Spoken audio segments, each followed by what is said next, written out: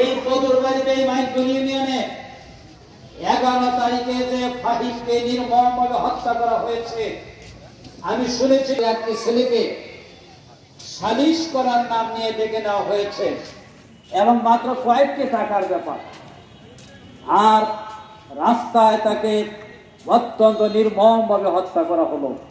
তাকে তার রক্ত লেগে আছে রাস্তা। আজকে আমি এই সমাবেশে আসার আগে বাড়িটা রাস্তার ঠিক ডান পাশে আসার সময় আমি সেখানে ঢুকেছিলাম। সেই শহীদ ফাহিমের আব্বা এখানে আছেন, উনি এখানে আগেই চলে আসছেন।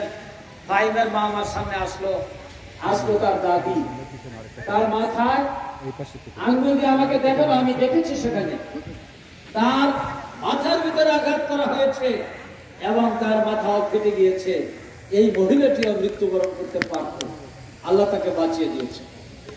আজকে আমি সমাবেশে দাঁড়িয়ে অন্যায়ভাবে যে ছেলেটিকে হত্যা করা হলো তার নিন্দা, প্রতিবাদ, ধিক্কার জানাই এবং এই খুনি তারা যে দলেরই হোক, যে রাজনৈতিক শেল্টার প্রাপ্তই হোক না কেন, দেশে আইন আছে, আদালত আছে, তাদেরকে অবিলম্বে গ্রেফতার করে বিচারে সুবর্দ করতে হবে।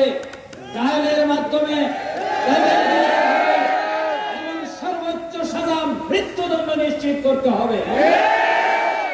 বন্ধুরা আমার, আপনারা যদি মৃত্যু হত্যার বিরুদ্ধে রুখে দাঁড়াতে না পারেন, আগামী দিনে যদি আপনাদেরকে হত্যা করা হয় তাহলে তার প্রতিবাদ করারও কেউ থাকবে না।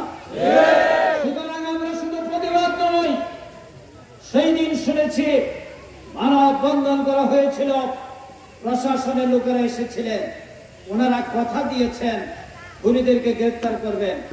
11 তারিখ থেকে আজকে 29 তারিখ, 18 দিন পার হলো। আপনারা কয়জনকে গ্রেফতার করেছেন? তারা কোথায় আছে? তারা কি মাটির নিচে চলে গেছে? তাহলে তারা বাংলাদেশে থাকবে। যে পুলিশ তাদেরকে গ্রেফতার করতে পারে না, সেই পুলিশের থাকার কোনো দরকার নেই।